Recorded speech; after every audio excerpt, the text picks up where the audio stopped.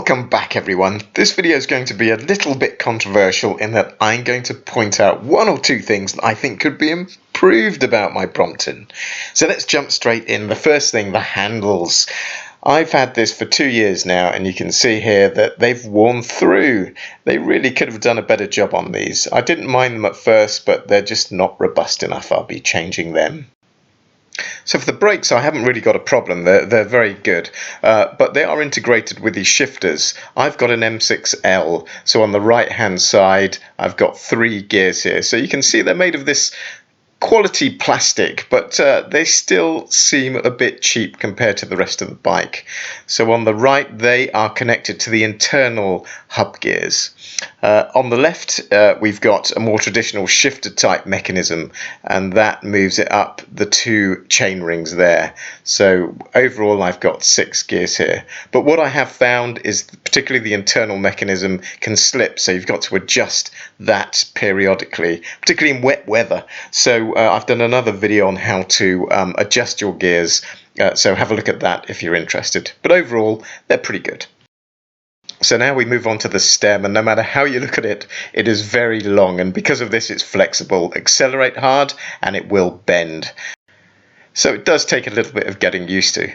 You can see here now there's the bracket that takes a number of different bags, and that is superb. I use that a lot. So there we've got the mudguard flap on the front. Again, I'm trying to pick holes, but that's really effective. Minor nitpick, the caliper type brakes, they're good, but there's a very small distance between the rims and the brake pads. If you get mud, they can get clogged up easily.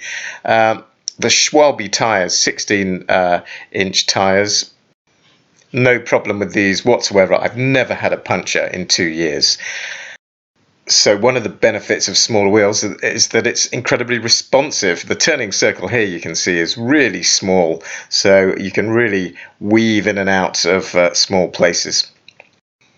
The seat post is also really long, and when I first got it I was worried that it would also flex, but I haven't had a problem with that whatsoever, so very pleased with that. The seat, some people complain about the seat. I actually find it comfortable, but when it does wear out I think I will replace it with my Brooks saddle that's on another bike. Here the wheels, so when the bike's folded up, the wheels are used for rolling, and there are a couple of issues for that. The main one being that they're too small, that the width is too small, so they're unstable. You can get after-market wheels that you add on, which I'll be exploring as well.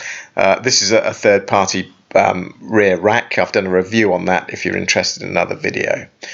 So this is the folding mechanism here, and again, a single bar support frame is really rigid.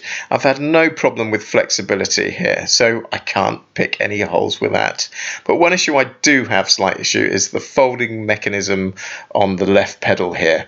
It folds up very nicely, it's very nice quality, but what you can see is when you fold it down, because of the mechanism, you've got less real estate for your foot, and my foot has slipped off a couple of times. Again, there's an aftermarket add-on that can rectify that. I'll be looking into that.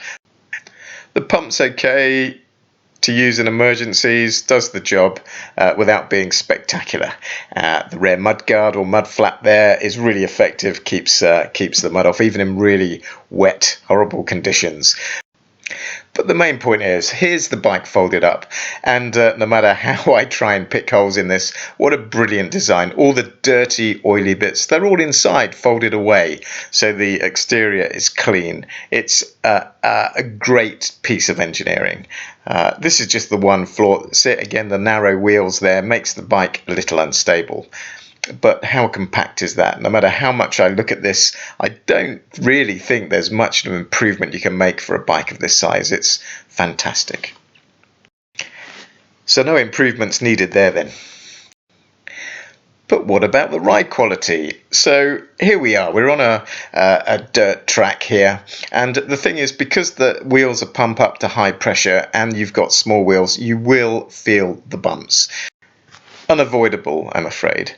And what you will also get is, if you're coming from 21 gears to 6 gears, you'll get the Brompton sway, where you're trying to get the right gear for your own particular cadence or comfort zone. So that takes a bit of getting used to.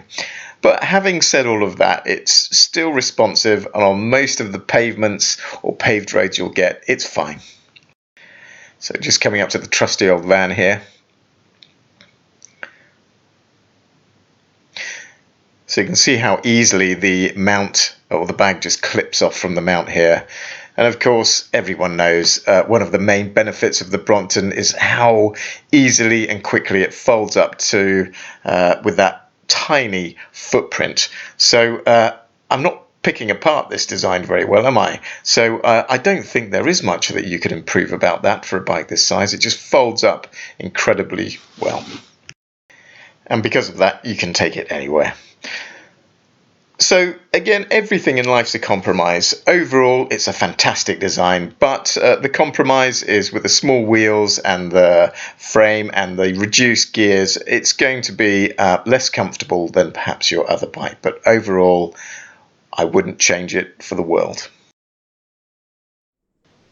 So there you have it. I hope you enjoyed the video. If you've got any topics that you do want me to talk about for anything about biking, do let me know and I can do the research and make a video on it. Really appreciate the support and watch out for the next one.